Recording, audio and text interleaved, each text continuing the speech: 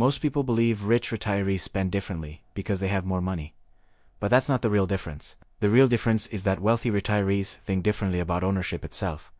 They don't see assets as trophies. They see them as long-term commitments. And once work ends, every commitment becomes heavier than it looks on paper.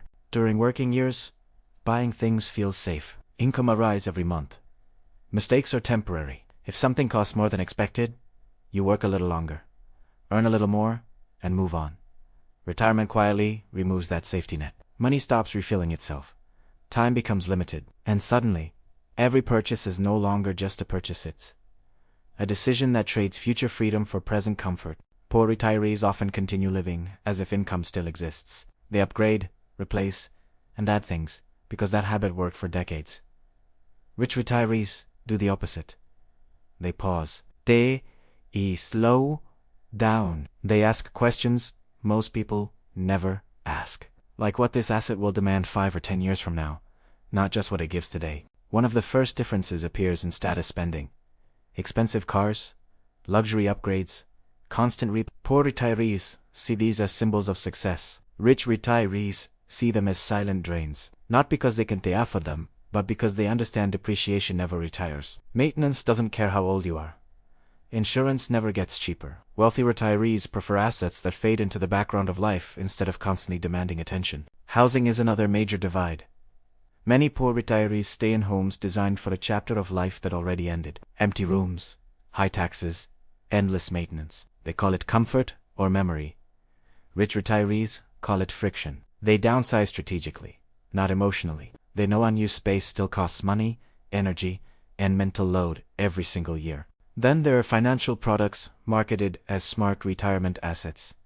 Complicated investments filled with fine print, hidden fees, and emotional sales pitches. Poor retirees often buy these out of fear, hoping complexity equals safety. Rich retirees avoid anything they can't clearly explain in simple language. They trust boring clarity more than exciting promises. Another common trap is buying imagined lifestyles. Boats, RVs, vacation properties, expensive hobbies bought for a version of life that exists mostly in fantasy. Poor retirees buy dreams.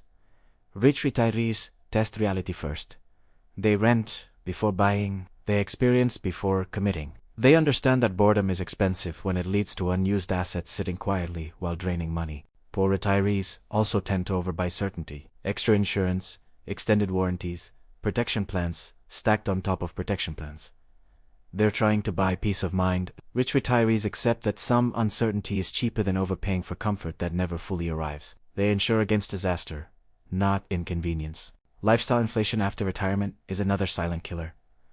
Freedom feels like permission to spend more, dining out more often, upgrading everything at once, celebrating retirement as if it's a finish line instead of a long journey. Rich retirees pace themselves. They understand enjoyment lasts longer when it's sustainable. They don't rush to consume the future in the first few years. Family spending is one of the most emotionally difficult differences. Poor retirees often give without structure. Helping children turns into supporting lifestyles. Temporary help becomes permanent dependency. Rich retirees help intentionally. They set limits early, not because they lack love, but because they understand that protecting their own stability ultimately protects everyone. Another hidden asset poor retirees buy is avoidance. They avoid planning, avoid reviewing numbers, avoid uncomfortable conversations. They believe not looking keeps stress away. Rich retirees buy clarity instead. They review often. They adjust early. They confront reality when solutions still exist, not when options are gone. Passive income ideas are another danger zone. Rental properties bought without understanding management. Side businesses started too late. Assets that promise freedom but demand constant attention.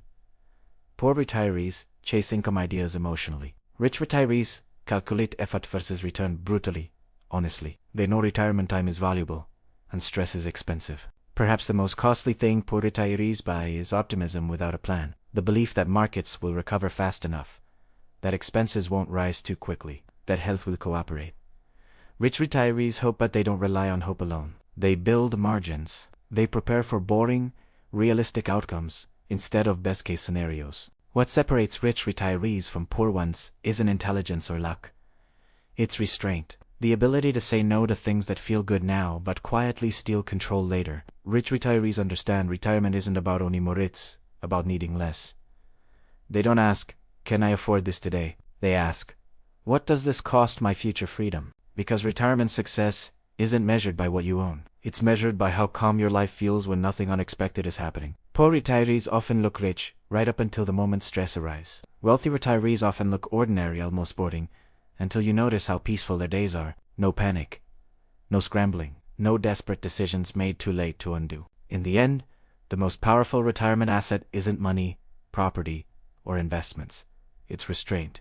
It's awareness. It's the discipline to leave some things because in retirement, freedom doesn't come from what you acquire. It comes from what you deliberately refuse to own. And that quiet choice is what separates comfort that lasts from comfort that disappears.